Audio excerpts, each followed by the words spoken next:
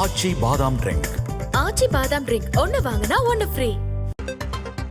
எதிர்க்கட்சிகளின் தொடர் முழக்கத்தால் மக்களவை பகல் 12 மணி வரை ஒத்திவைக்கப்படுவதாக சபாநாயகர் அறிவித்திருக்கிறார். அண்மை செய்தியை பார்க்கிறோம். கடும் அமளி காரணமாக மக்களவை பகல் 12 மணி வரை ஒத்திவைக்கப்படுவதாக அறிவிக்கப்பட்டிருக்கிறது. उनके खिलाफ कार्रवाई करूंगा। मैं फिर निवेदन कर रहा हूं, आप पोस्टर लेकर सदन में नहीं आएंगे। सदन में लेकर पोस्टर आएंगे तो मैं माननीय सदस्य कार्रवाई करूंगा। ये तरीका ठीक नहीं है। आप सदन चलने में सहयोग करें। मैं पूर्व में भी व्यवस्था दे चुका हूं। सदन में अगर पोस्टर लेकर आएंगे तो मैं कार्रवाई करूंगा। संसदीय कार्य मंत्री जी या तो इनके प्रस्ताव लाइए, नहीं तो मुझे कार्रवाई करनी पड़ेगी। ये तरीका ठीक नहीं है। अध्यक्ष जी, मेरा प्रश्न contractual please please sir, contractual teachers के पास जॉब सिक्योरिटी ना होने के माननीय सदस्यगण, प्रश्नकाल महत्वपूर्ण समय है। आप सदन चलने में सहयोग प्रदान करें। प्रश्नकाल सबका है, आपका अपना है। आप सदन चलाने में सहयोग करें। सदन आपका है। मैं शून्यकाल में आपको मौका दूंगा। விவரங்களோடு செய்தியாளர் கணபதி இணைந்திருக்கிறார். கணபதி, எதிர்க்கட்சிகளின் தொடர் முழக்கத்தால மக்களவை பகல் 12 மணி வரை ஒத்திவைக்கப்படுவதாக அறிவிக்கப்பட்டிருக்கிறது. நாடாளுமன்றத்தில் எதிர்க்கட்சிகள் இன்று என்ன விஷயங்களை முன்வச்சு இப்ப கடும் அமளியில தொடர்ச்சியா ஈடுபட்டு இருக்கிறாங்க? கணபதி, வார விடுமுறைக்கு பிறகு அவை இன்று கூடியவுடனேயே மக்களவையில் எதிர்க்கட்சி உறுப்பினர்கள் கடும் முழக்கம் எழுப்பினார்கள்.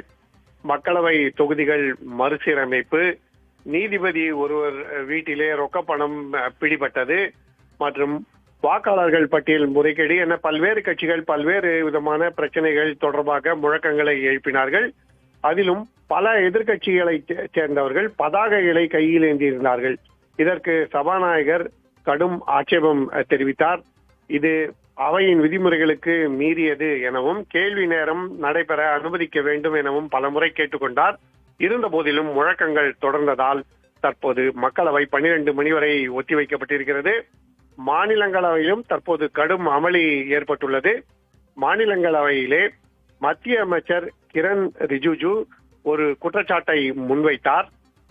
ஒரு மூத்த காங்கிரஸ் தலைவர், முக்கிய பொறுப்பிலே இருப்பவர், அரசியல் சாசனம் திருத்தப்பட்டு மத ரீதியாக இடஒதுக்கீடு வழங்கப்படும் என தெரிவித்திருக்கிறார். ஏன் அப்படி பொறுப்பற்ற முறையிலே அவர் பேசுகிறார் என கேள்வி எழுப்பினார். மாநிலங்களவையிலே உள்ள எதிர்க்கட்சி தலைவர் மற்றும் பிற உறுப்பினர்கள் இதற்கு விளக்கம் அளிக்க வேண்டும் எனவும் அவர் குற்றம் சாட்டினார்.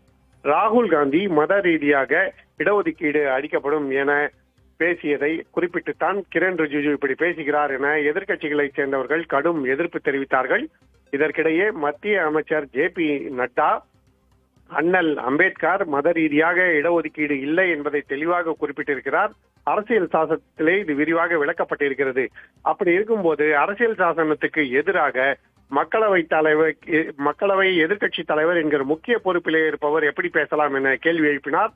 இதனால் தற்போது கடும் வாக்குவாதம் நடைபெற்றுக் கொண்டிருக்கிறது. மாநிலங்களவை தற்போது ஒத்திவைக்கப்பட்டுள்ளது. மாநிலங்களவையில் கடும் அமளி, இடஒதுக்கீடு தொடர்பான மோதல் காரணமாக மாநிலங்களவையும் முடங்கியுள்ளது.